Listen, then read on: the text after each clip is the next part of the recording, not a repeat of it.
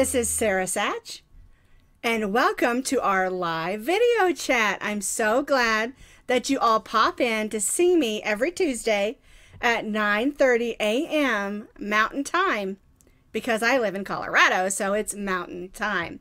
You'll need to check your local listings of time to make sure you click in on time. I see a few popped in. Good morning, Michelle and Dana and Crystal and Debbie. I'm so glad that you're all here. I've got my special cup today that my granddaughter gave me a couple of years ago, I think. It's my Olaf cup.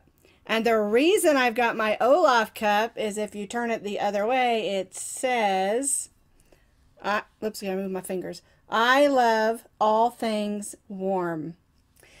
And today in Colorado, right here in Parker, now I know it's a lot colder up in the mountains, but right here in Parker, it's going to be 66 degrees for our high. And I feel really bad for the rest of the country that's over on the other coast that's freezing to death. Hopefully that they, or you all, if you're living out there, will get some relief. The real problem here in Colorado is we need the snow in the mountains for our water. And so we really do need snow, but if we can just keep it up in the mountains, that would be great. Let's see, a few more of you popped in. Hello, Anne. Hello, Vicky and Fotini. What a pretty name. I just love pretty names. So many times, I'm from the South, and there's nothing wrong with this, but a lot of people name their kids like Bobby Joe and stuff, and they're cute, fun names, but I love when I see a name that's different and pretty like that. So anyway, I'm glad all of you are here.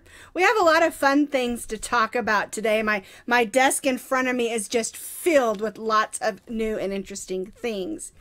Now, one of the questions that I got just this last week, I thought I'd go ahead and talk about it today, and that is my nail polish. I normally wear this nail polish, and it's called First Love, and I'm going the wrong way here, and it's like what they call like a rose pearl or rose gold, and I like it because I can put it on and then take it right off when I do my videos, is where the question was asked.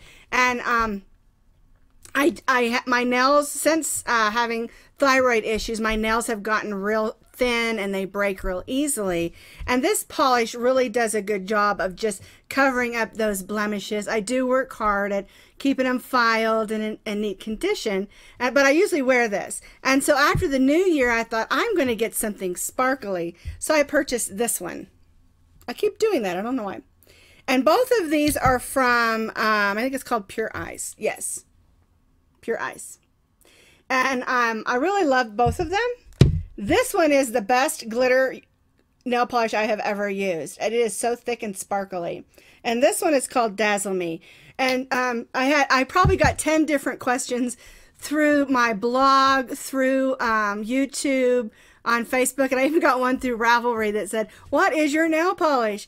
And I think it's because so many times we buy a glitter nail polish and we don't get very many glitters. And this one, you can see on my nails, lots of glitter. So I thought I would tell you all about that.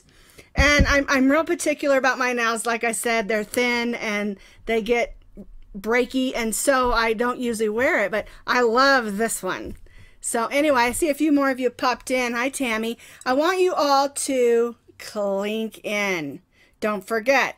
And if you don't know what that means, to clink in is just when friends get together over a glass of wine or coffee or tea or something, and we just clink our glasses together in friendship. I've got my pineapple shirts on today, my pineapple shirt on today, because I found out that the pineapple is a symbol of friendship. So I thought I'd wear it today, since I just love all of you and I feel like all of you are my friends. All right, so anyway, that answered that question. I thought it was so fun though. All right, so we have had so much going on this first week back to work. And so now the question I got had to do with crochet hooks. I'm going to put you down over on my other cam here. And the question was, why do crochet hooks have a letter, a number, and millimeters? And basically, I'm talking about American crochet hooks. I don't really know anything about European or Australian. Basically, this brand up here is a Boye, B-O-Y-E, and this is the Susan Bates one. And a lot of people prefer this, and a lot of people prefer this style. It doesn't matter. Where the measurement is on this part right here of the hook. That's called the shank. So, but the question was, why is there a letter, a number, and millimeters? And that's because many years ago, when they started standardizing crochet hooks, they wanted people to have an easier time matching their gauge, which you know that's very frustrating when you can't match your gauge. And so they set up a letter system. And then they decided to also set up a number system. So most of the time, you'll see that they'll have a number and a letter. It'll have like this one here is a K 10.5. The K is the letter and the 10.5 is the number. Like this one is an N. I think that's a 13. I can't tell by looking because it's not real clear, but you'll see that there'll be a number and a letter and a number. A lot of crochet patterns will just give you the letter, and a lot of them will just give you the number. That's okay, as long as they give you the millimeter. The millimeter is the most important number or letter on your crochet hook, because a lot of different companies, and even ones who hand make them, will not always be consistent with the letter and the number. So the millimeter is where you need to be consistent. So I've got this one here. And I personally, it's just my preference, like the Boye hook style. I like the way the hook is. A lot of people prefer the Susan Bates. It's okay. They're both great styles. And the truth is there are thousands and thousands and thousands of styles of crochet hooks, because there's tons of different people who make them, maybe out of bamboo or wood or plastic, and lots of different companies. And so they want to keep it consistent as far as the measurements. Now you might find one and the H will say 5.25, or it might say 5.00 for your millimeters. And that's where you need to remember that it's the millimeters that are important, not the letter or the number. The letter and the number is basically a reference so that you have an idea. Like for instance, if this one here says that it's an I hook, but what if this I hook said, you know, the wrong letter or number on it? That'd be okay, as long as it had the right millimeters, which is measured by the shank. And I know that can be a very confusing thing, especially when you're first learning to crochet, or even if you've been crocheting for years and years, because even Boye has changed. I think it was the last couple years, the Boye hooks have changed their millimeters, not their millimeter, yes. The Boye hook has changed their millimeters from what they were, and now they're a little bit different, and I think they're off by about by 0.25 millimeters. I can't remember how they changed it, but they did. And another thing to remember is if you have a hook that, say, like I said, the H hook is a 5.00 millimeter, and you have one that happens to be a 5.25 millimeter, that's where you need to be able to adjust your gauge to match whatever gauge is on the pattern. And that's another thing where you need to make sure you always have your measuring tape next to your crochet hook and your yarns, and maybe your needle that you use for weaving in. You should always have a tape measure close by. There's nothing more frustrating than to be working on a beautiful pattern, say a hat, and you can't get the hat on your head, or it slips down to your nose. That won't happen if you measure as you go. And I'm not saying measure every row and every line or every round, but as you go, you do a couple of rounds, measure it, make sure it meets up with what it says, you know, because you need to remember also, everybody crochets differently. Everybody has a different gauge. Everybody has a different tension. And I will give you one little hint. If you're holding your crochet yarn in the working yarn so tightly that it causes a line in your finger, you're holding that yarn too tight. And if your yarn is drooping, then you're not holding it tight enough. And that's something that you need to practice if you're a new crocheter. Everybody holds their hook different. Everybody holds their yarn in their other hand different for tension. Just remember not to panic if your crochet hook is different than another crochet hook when it comes to letters and numbers. Like I said, the most important thing is that millimeter number on your crochet hook. You know, we have, like even with the Crochet Guild of America, there's a standard of what they should be. But that doesn't mean that all the manufacturers are doing that, even though they should be. And that's where you got to be a little smart and pay attention to your crochet hooks. Because this is our #1 tool when it comes to crochet, isn't it? We have to have our crochet hooks to get our stuff done. So anyway, let me go back to that top cam one more time. Just reiterate a little bit. The crochet hook, it doesn't matter which hook you use. Letter, number, it's just a way to categorize your hooks. And the most important number or thing on your crochet hook is that millimeter measurement. I hope that answered that question. And I know it can be confusing because you're like, why is all this stuff on here, you know? But really, the most important thing is that millimeter measurement and learning how to measure and measure as you go. All right. Now, the other thing I wanted to show you about hooks, I'm going to move my paper so that I can put this on here. Let's go back down to that top cam. Now, what I have here is the basics. I don't have the tiny little metal hooks or steel hooks on here. I've just got the basic aluminum hook measurements. And of course, these can be bamboo, plastic, you know, whatever. And you can see that there's letters, there's numbers, and this is the standard measurements that you'll see. Now, some of them may not be exactly the same. I've picked up end hooks that were 10. So, you know, 10 millimeter. And so when you're working a crochet pattern, make sure you check those measurements.